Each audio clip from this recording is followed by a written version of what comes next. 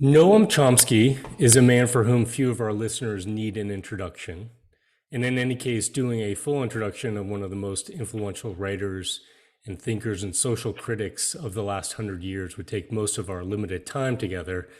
So I'm going to dispense with all of that if that's okay with you, Noam. But let me just thank you for taking the time to chat a bit today. Pleased to be with you. So I've got two broad questions for you, but before I jump into those, I just wanted to set a little context. In the last season of the Crazy Town podcast, we explored some of the unrecognized and underappreciated watershed moments from human history that led us, at least in our view, to the societal and environmental crises that we face today and our general failure to respond to them. One of the moments that we discussed was the creation of the Powell Memo and the dominance of the neoliberal world order, which is a topic I'm sure you have a lot of familiarity with and lots of views about. But I wanted to get your thoughts on something very specific, which is a statement that was made by George Monbiot back in 2016, which I quote, "Neoliberalism's triumph also reflects the failure of the left.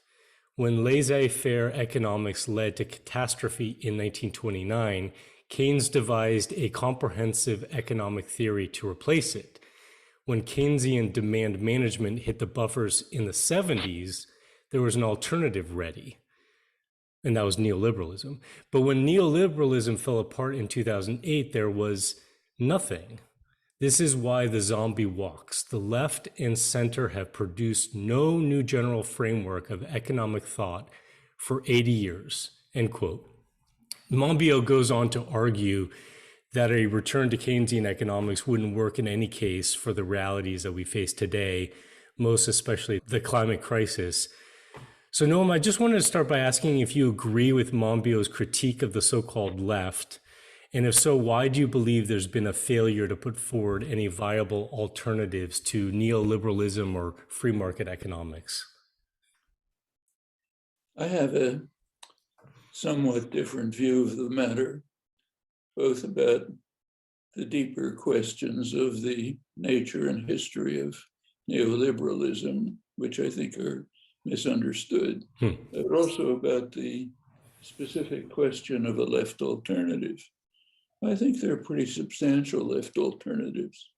They're not in the mainstream, but that's because of power systems. I mean, the Republican Party is off the spectrum. We can forget about them. The Democrats abandoned the working class in the 1970s, became a party of affluent professionals, Wall Street, Clintonite Democrats, kind of people who show up at Obama's parties and so on.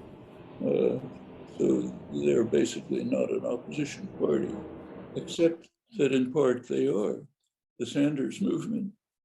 So the Sanders movement, which is part of it's called the left, whatever that means, but it has put forth pretty reasonable programs. They've all been killed by 100% Republican opposition, a couple of right-wing Democrats, but the programs themselves are quite reasonable, moderately social democratic programs. But there's much more than that. If you take, say, the Political Economy Research Institute, major research institute associated with the University of Massachusetts, directed by Gerald Epstein, Robert Pollin. They've done very extensive work, detailed work.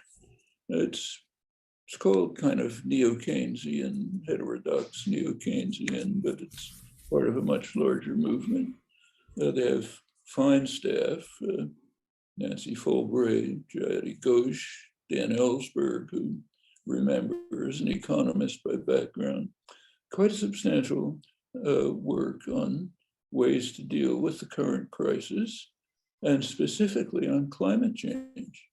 They are in the lead in developing detailed proposals as to how to deal feasibly with the problems of climate destruction, working them out in extensive detail, and even applying them.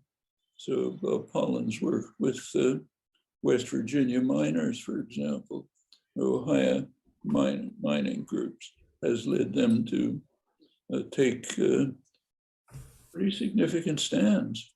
The United Mine Workers, as a result of this work, has adopted a transition program from coal to alternative energy with appropriate concerns for the miners who are being displaced, worked out in detail, mainly Pollan's work, that picked up by a couple of dozen California unions. This is not a particular innovation. We should remember that Tony Mazaki's oil, chemical, atomic workers union was right in the forefront 50 years ago of pressing for the work on the environment. And Mazaki himself was a pretty left, anti-capitalist, environmentalist, went on to try to start a Labor Party in the Clinton years, didn't work.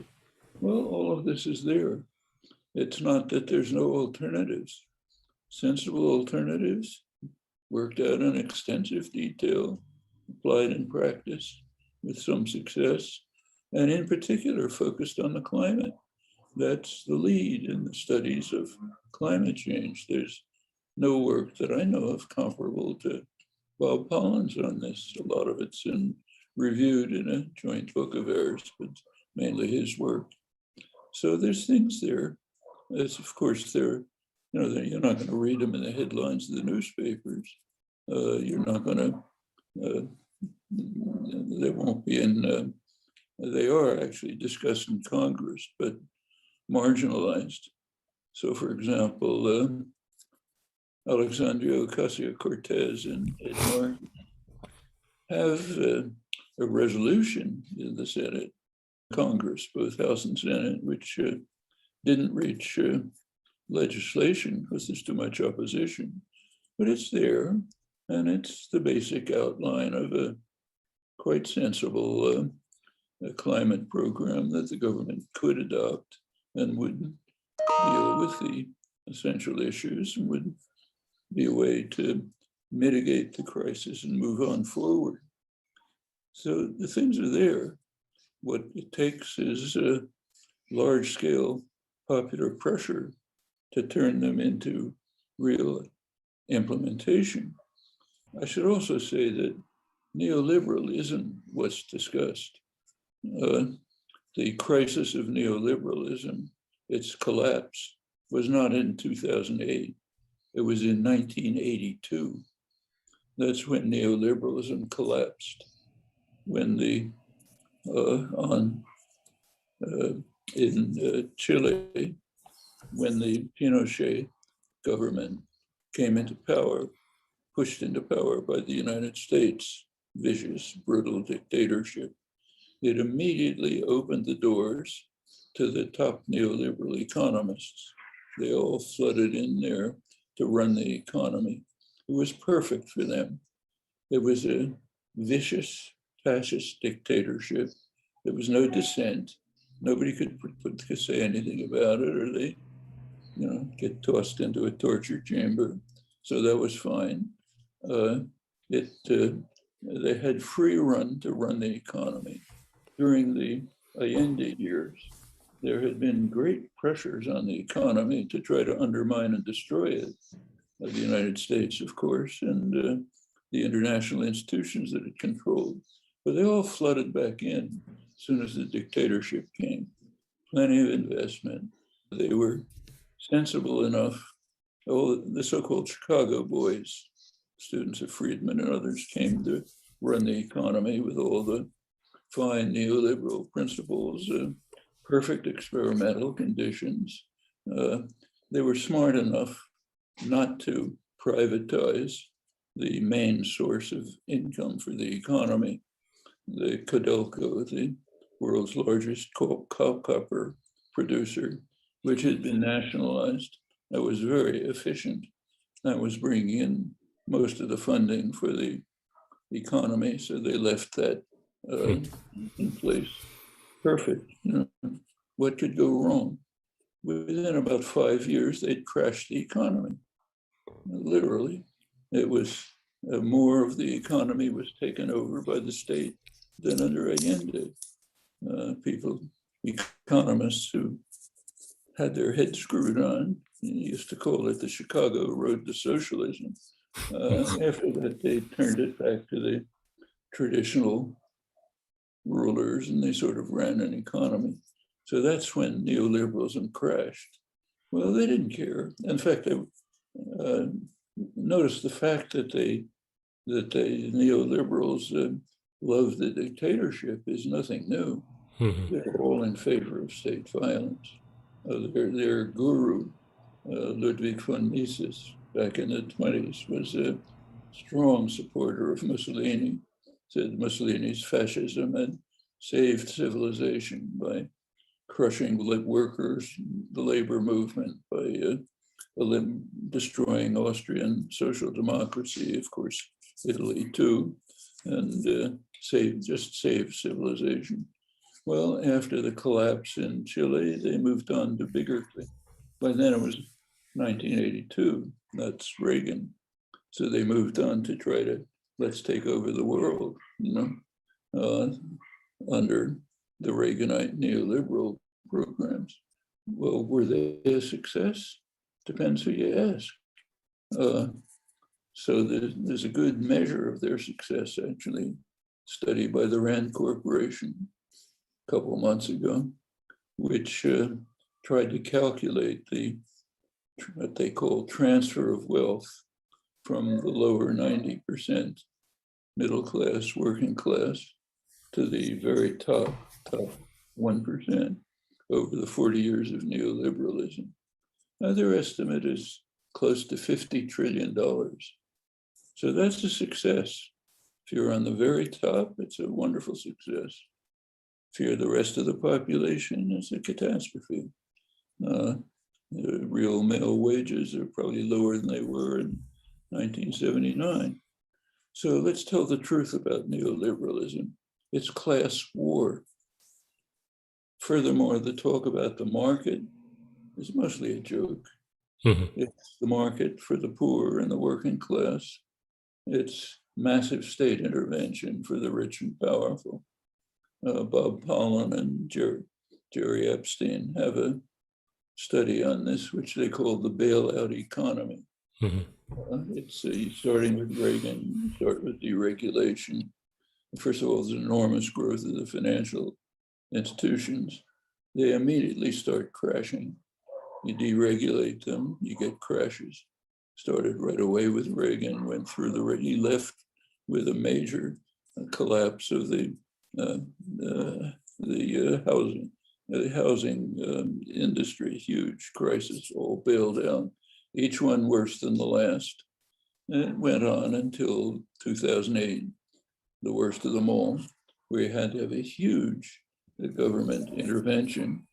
Actually, if you look at that intervention, this is now under Obama, started with Bush, continued under Obama.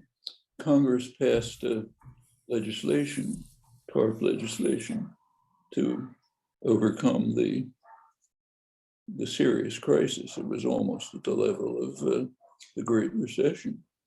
So the Treasury moved in, they were supposed to overcome it. Well, the TARP legislation had two parts, two components. One of them was to bail out the perpetrators of the crisis, the banks who had made predatory loans, and cheating customers, and dispersing them with derivatives that were permitted by the Clinton deregulation system. So nobody knew who owned one, except that they were making plenty of money out of it. So you had to bail them out. There was another part of the legislation to support the people who had suffered, the people who were thrown out of their homes with foreclosures and so on. Well, guess which part of the legislation was implemented? In fact, it was such a scandal that the Inspector General of the Treasury Department Neil Borofsky wrote an angry book about it. Well, that's class war. That's neoliberalism. In fact, so it's the same thing with all the slogans. So Margaret Thatcher, there's no society, just individuals in the market, with one exception, the rich and powerful. They have plenty of society, trade associations, chambers of commerce, business roundtable, people like Powell in the background. So they have a rich, complex society, but not the poor and the working class. In fact, the first moves of the Reagan and Thatcher administrations, including modern neoliberalism, were to attack and destroy the labor unions. Mm-hmm. That's perfectly in keeping with neoliberal principle. Back to Pinochet and Mussolini, got to destroy labor. That's the one force that can defend people against class war. So first of all, let's be clear about what it is. It's not markets. You look at the institutions established under the neoliberal programs, like the World Trade Organization. It's called a free trade organization. It's highly protectionist, radical protectionism. That's why drug prices are far higher than they ought to be, because of the extensive protectionism built into these investor right agreements, which masquerade as free trade agreements. So the free trade rhetoric is partially true. Markets for you poor guys, can't do anything about it, but plenty of protection, powerful state for us. It's been neoliberalism since the 1920s. And of course, it's called very free. So Friedrich Hayek, for example, one of the gurus, when he went to Chile under Pinochet, came back and said that he said literally, everyone he had spoken to said there was more freedom under Pinochet than under the Allende government. It tells you who he was speaking to. But this is a constant strain that runs right through it. It takes a lot of effort to suppress it. So neoliberalism is rhetorically fraudulent class war. Its first crash was 1982, after perfect experimental conditions. It's now been applied to the rest of the world. We can see what it's like. That's a large part of the reason why there's such anger, resentment, contempt for institutions. A country like the United States is practically breaking up over it. Europe elsewhere. But going back to Monbiot, I think it's understandable what he says. That's the way it looks, sort of, from the mainstream view. But there are perfectly clear alternatives, carefully worked out, applying specifically to the climate issue. That's the central focus of the work at places like Perry. I want to get back to those alternatives in a second, but I just want to name or flag that maybe there's a distinction between the failure of neoliberalism in terms of actually implementation, like in the case of Chile, right? Clear failure, versus maybe not having failed quite yet in terms of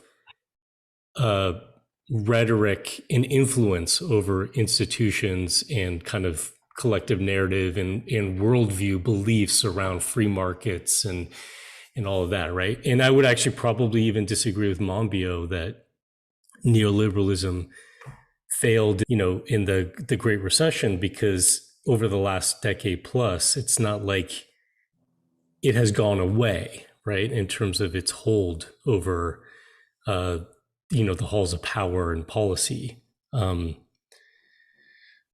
On the implementation or on the alternative side, we don't have to spend a lot of time talking about this, but I think Monbiot's argument a bit is that things like, even though he wasn't referring specifically to the Green New Deal, But those kinds of policies are a bit neo-Keynesian in the sense that they're a bit around stoking consumption and production and demand, right? In this case, for alternatives to fossil fuels, which is all about still growing the economy, and that you can't necessarily decouple environmental impact from that, even when you're building out "quote unquote" clean alternatives.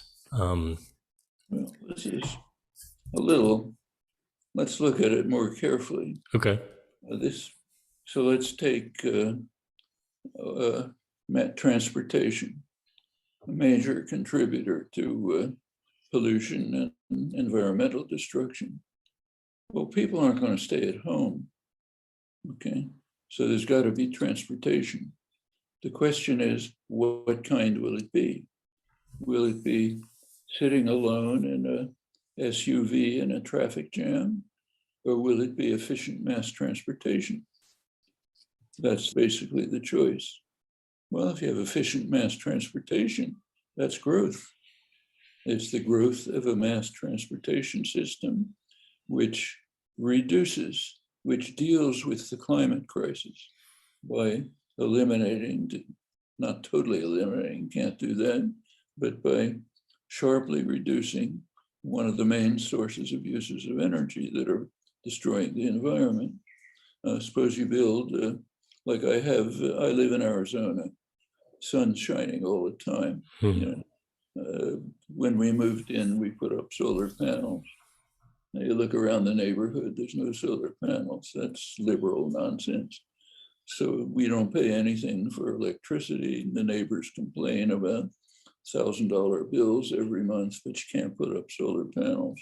Okay, that's not, if you do put up solar panels, that's growth. In fact, not trivial growth if you look into the production of them. It's quite a substantial amount. But overall, it reduces the use of energy and is a step towards dealing with the crisis. So I think it's not just growth or non-growth, it's what kind of growth. Do you have the kind of growth that actually improves the society, improves life, and reduces fossil fuels and destruction of the environment? Or do you have the kind of growth that exacerbates them? We're not going to go back to a pre-industrial society. The question is how to deal feasibly with the reality that exists. This extends to agriculture much more. The Green New Deal covers a lot of names, a lot of ideas, but if you put it together sensibly, it's a realistic development of the economy on fundamentally social democratic lines. In my view, also Bob Pollan's and Jerry Epstein's, it should lead to more radical social change. Like it's ludicrous that in order to get the main institutions that are destroying the world, in order to get them to stop doing it, we have to bribe them. Mm-hmm. Happens to be a fact. As the institutions now exist, you're going to have to bribe them. We might wish it were different, but we can try to make it different. But if you look at the timescales involved, you don't have that choice. The timescale involved in moving towards a really democratic economic system, popularly based, workers controlling enterprises, communities controlling their own enterprise as well. That's a long way off. We can move towards it, but we have a very short time to deal with the existing crisis. And that has to be within the framework of existing institutions, like it or not.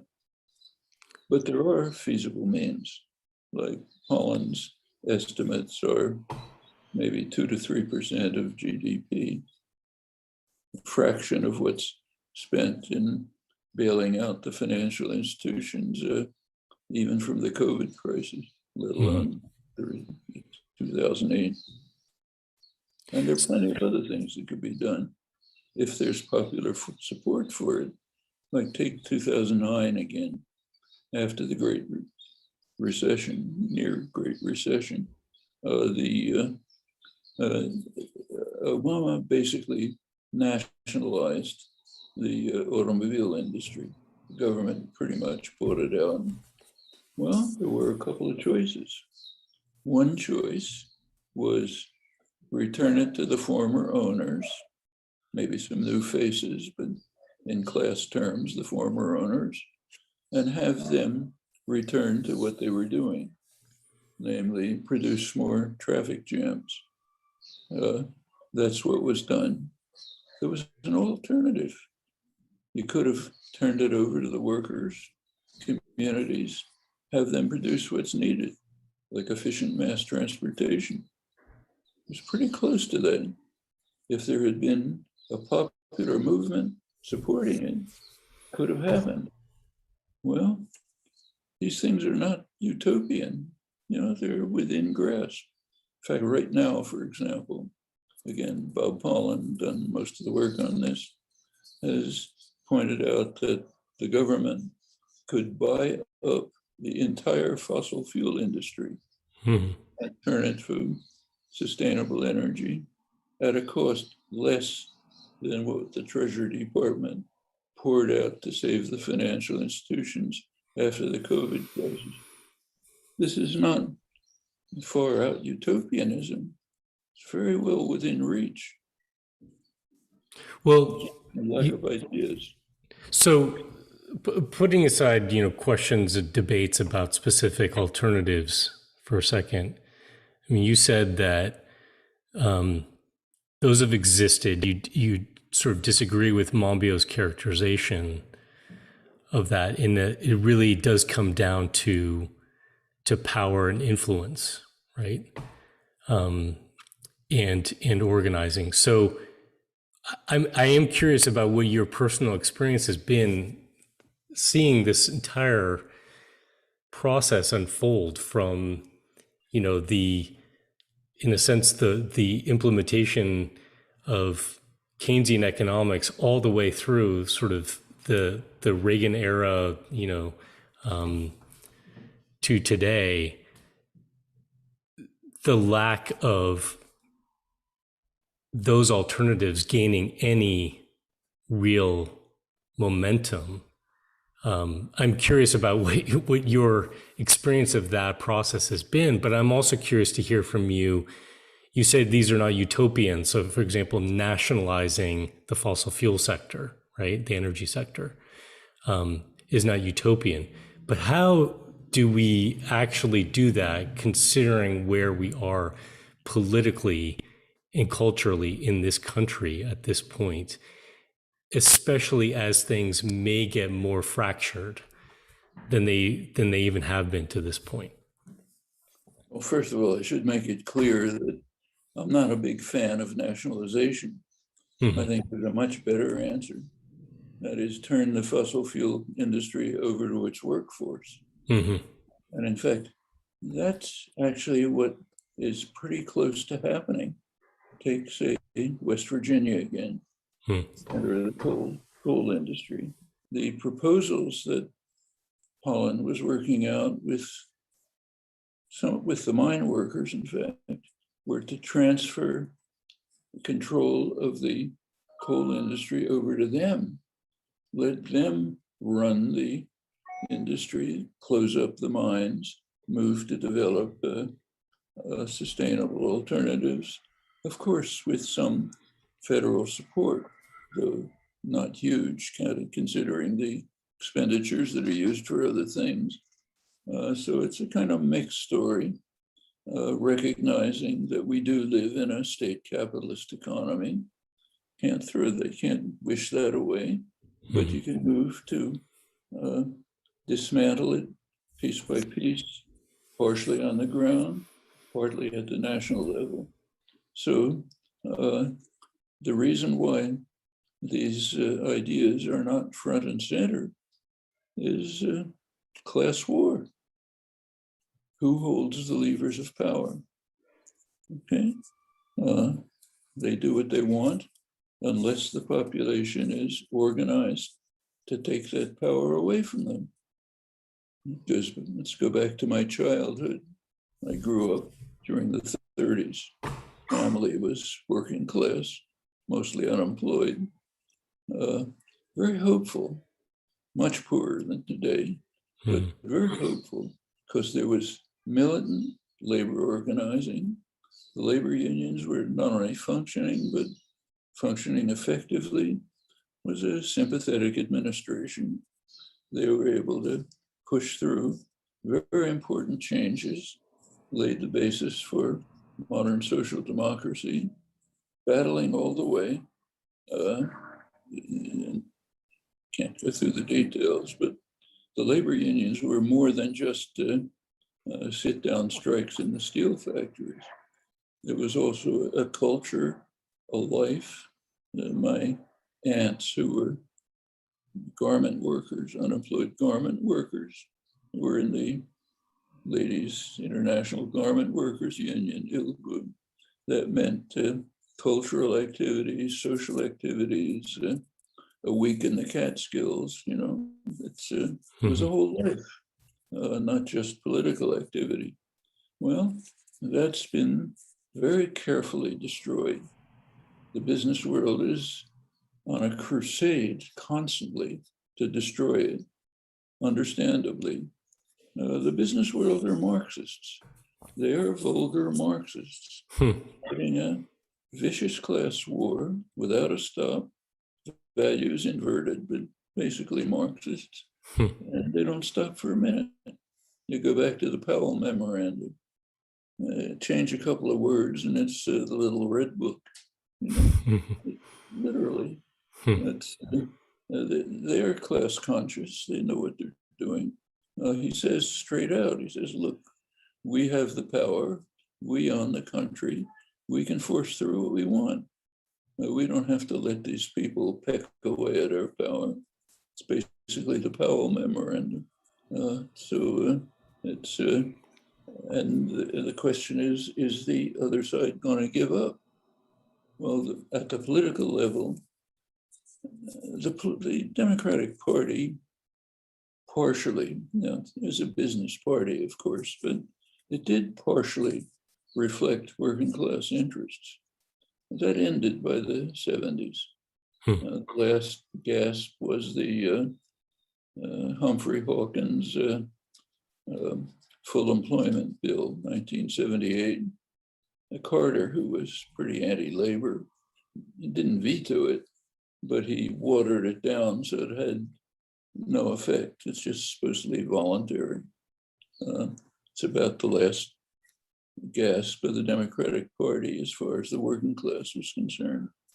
So there's no, it's picked up again with the Sanders wing of the Democrats, but as you saw the last couple of years, the mainstream Democratic establishment, the party managers, they go all out to try to suppress it any way they can. And of course, by now the Republicans are not even, if you go back, the Republicans also supported the New Deal.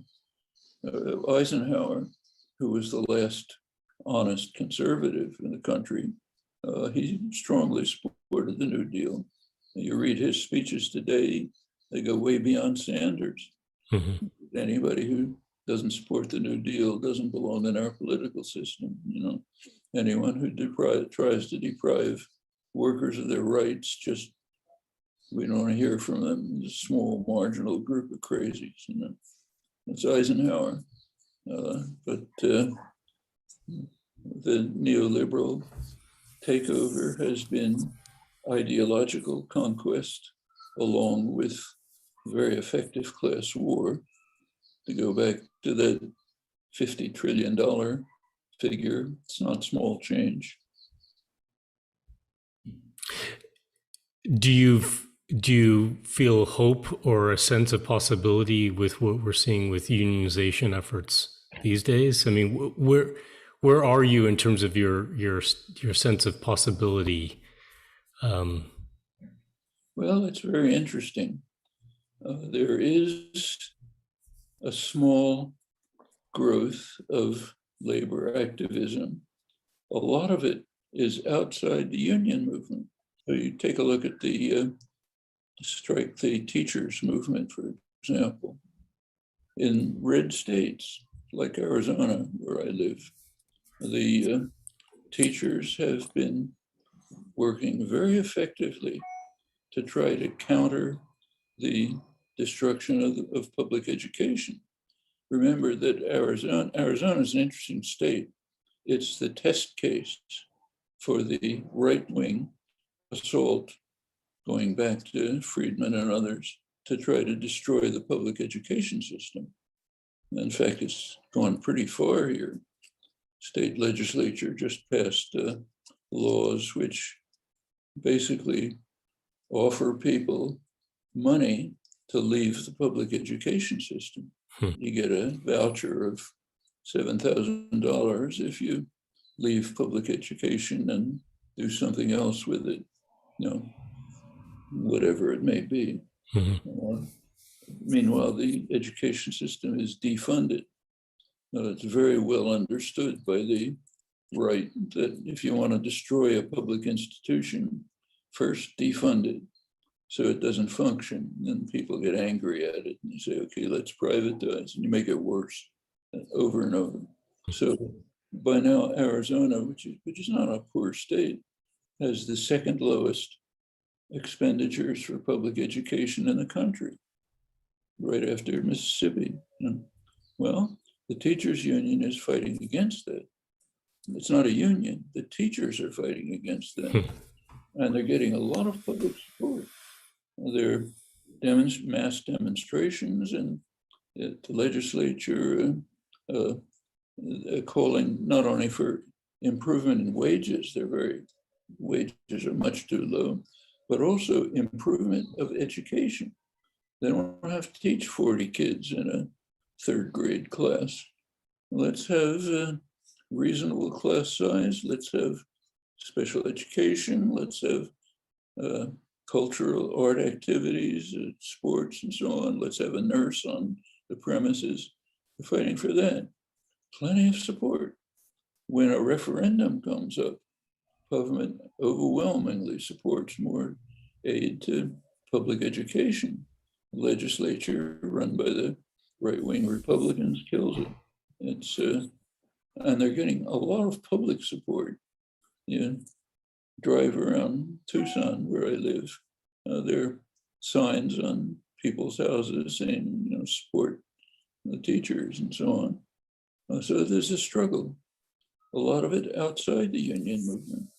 There's also some interesting victories inside, like Starbucks, Amazon, but it's a battle going on. There was a big GM strike, which did pretty well, but total unionization is still going down, and militant labor activities basically flat. But outside the institutional structure, a lot's happening. And then there's also the major popular organizations like Extinction Rebellion, Sunrise Movement, others. These things are happening. It's not organized, it's not centralized. It doesn't have the core labor movement at the center, as has always been true at the past. I think unless the labor movement is resuscitated, it's going to be very hard to do anything. Now, going back to the 1930s, that's a kind of model.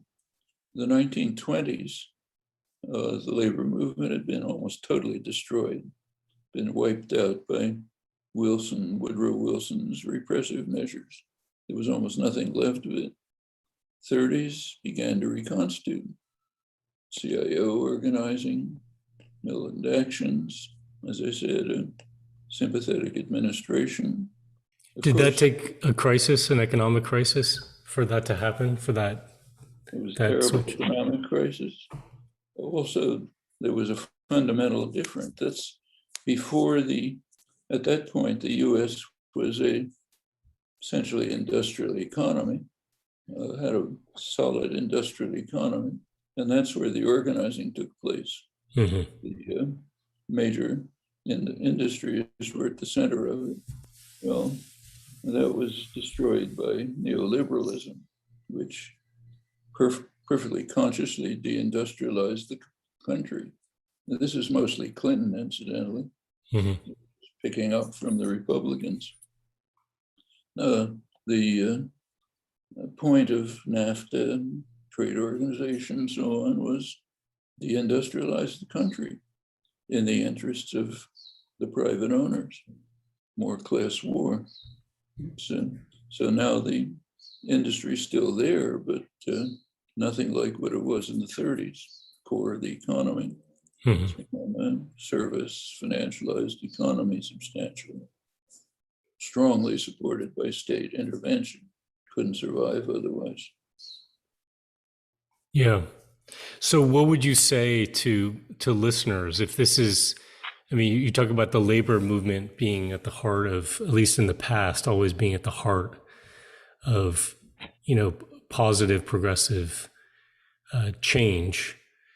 And with the labor movement being so, I wouldn't call it moribund, but having been so hampered and hurt for so long, and it being harder now to organize because, as you said, we don't have an industrial based economy anymore. What would you say to listeners that is there means of intervention at this point? What do people do in the context of what we face right now? It depends who you are. Mm-hmm. If you're anywhere near the working class, you can participate in direct organization. I can't do that, I can talk about it, but I can't really participate in it. But and you can support it wherever it is. And there's plenty being done outside the labor movement, Mm-hmm. supporting the teachers in Arizona, for example, preventing the assault that is aiming to destroy public education. There's a reason for that. Public education is something that brings people together as a community, working together for the common good. The neoliberal ideal is to atomize people, separate them from one another. Mm-hmm. You look after yourself. Don't worry about the next guy, except for the rich and powerful. They, of course, work together. But for the rest, be atomized. Public education is a way to overcome that. I mean, say, my wife and I sent our kids to a public school. It's not just going to school together. Kids walk to school together. They make friends. They play together in the afternoons. They visit each other's homes. Neighbors get to know each other. You build a community which has community interests. That's very counter to the neoliberal ideal, which remember is class war. Actually, Marx understood this. He condemned the authoritarian leaders of Europe in his day for wanting to turn the population into what he called a sack of potatoes, Mm-hmm. totally isolated, victims of power, can't get together to do anything out of it. Well, public education is part of that. Do we want a healthy community, or do I just want to do the best that I can for myself? It's a very different attitude towards the world. Actually, we saw it interestingly during the COVID crisis. Mm-hmm. It's quite interesting to see around the world that in many places, including very poor places, deprived places, neighborhood groups spontaneously coalesced to try to help people in the neighborhood. Some old guy stuck in a room can't get food, we'll bring him food. Mm-hmm. Sometimes it was done in the most amazing ways, like in Brazil, the favelas, the miserable slums, overrun by gangs, criminal gangs, drug wars, and so on.